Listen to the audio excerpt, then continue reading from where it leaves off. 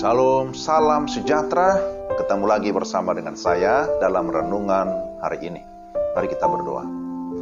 Tuhan, kami mau membaca dan merenungkan kebenaran firman-Mu.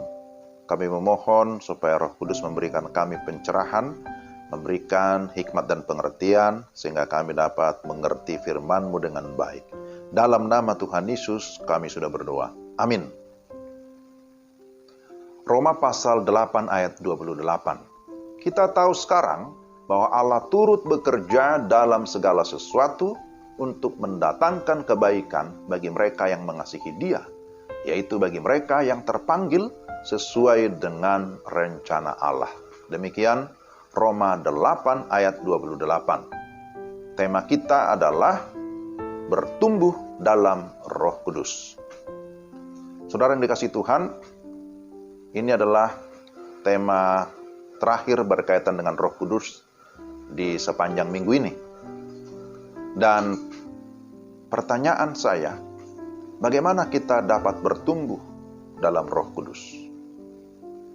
Maka ada 3 aspek pertumbuhan yang bisa kita pelajari. Pertama, bertumbuh melalui karya Roh Kudus secara langsung di dalam diri kita. Kita sudah membahas pada renungan-renungan sebelumnya bahwa Roh Kudus berkarya di dalam kehidupan kita orang-orang percaya. Dialah yang melahirbarukan kita secara rohani. Dia yang mengarahkan kita. Dia yang menumbuhkan, bahkan juga memberi buah, serta memberikan kita kemampuan untuk kita bisa menjalani kehidupan dan juga melayani Tuhan. Jadi, supaya kita bisa senantiasa bertumbuh di dalam Roh Kudus, kita harus senantiasa bergantung kepada Dia. Memberi diri, dipimpin, dan dikendalikan oleh Roh Kudus. Itu hal yang pertama. Tapi yang kedua, kita bisa bertumbuh melalui berbagai peristiwa sehari-hari. Segala sesuatu yang kita alami dan kita hadapi 24 jam sehari, semua dapat menjadi sarana yang Tuhan pakai untuk kita bisa mengalami karya Roh Kudus dalam hidup kita. Dengan terang, pimpinan dan pertolongan Roh Kudus, setiap peristiwa dan tantangan hidup sehari-hari dapat Tuhan pakai untuk membuat kita semakin serupa dengan Kristus.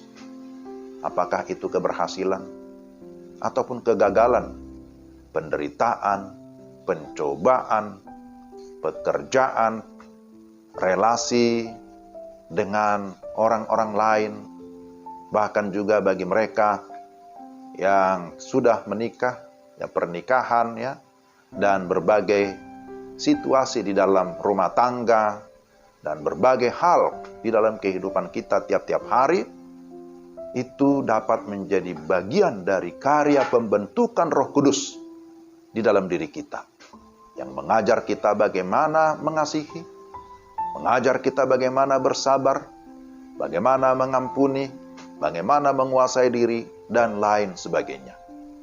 Pertumbuhan terjadi ketika kita belajar menanggapi dengan benar setiap peristiwa yang kita alami. Dan kita mengingat firman Tuhan, bagaimana Roma 8 ayat 28, bahwa Allah turut bekerja dalam segala sesuatu untuk mendatangkan kebaikan bagi kita. Dia tidak membiarkan kita jalan sendiri, tetapi kita perlu membiarkan Roh Kudus membentuk kita dengan cara mengoreksi kehidupan kita, dengan cara mengevaluasi kehidupan kita pribadi lepas pribadi.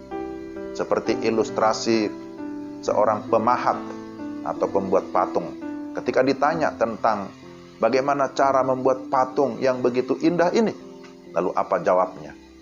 Dia menjawab, saya hanya menatah dan membuang bagian-bagian yang tidak penting.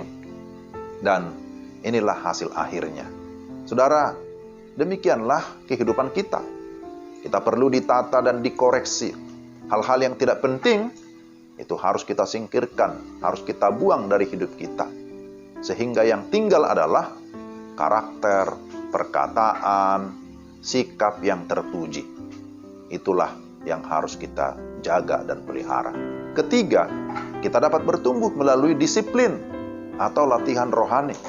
Kalau kita baca 1 Timotius 4 ayat 8, disebutkan di sana latihan badani terbatas gunanya, tetapi ibadah itu berguna dalam segala hal, karena mengandung janji, baik untuk hidup ini maupun untuk hidup yang akan datang. Disiplin rohani akan membuat kita semakin peka terhadap pembentukan Roh Kudus. Ketika kita memiliki disiplin rohani, maka itu menjadi sarana yang dipakai Roh Kudus untuk membentuk kita semakin menuju kepada kesempurnaan di dalam Kristus. Disiplin rohani dimulai dari saat teduh atau waktu teduh pribadi. Di sana ada doa dan firman, juga dalam persekutuan dan kesaksian kita. Jikalau kita sungguh-sungguh berdisiplin, maka kita akan semakin kuat dan tangguh, sehat secara rohani, sehingga kita mengalami pertumbuhan yang baik, bertumbuh di dalam Roh Kudus. Mari kita berdoa. Tuhan, kami bersyukur bahwa Roh Kudus senantiasa bekerja dalam hidup kami, menolong kami dalam pertumbuhan.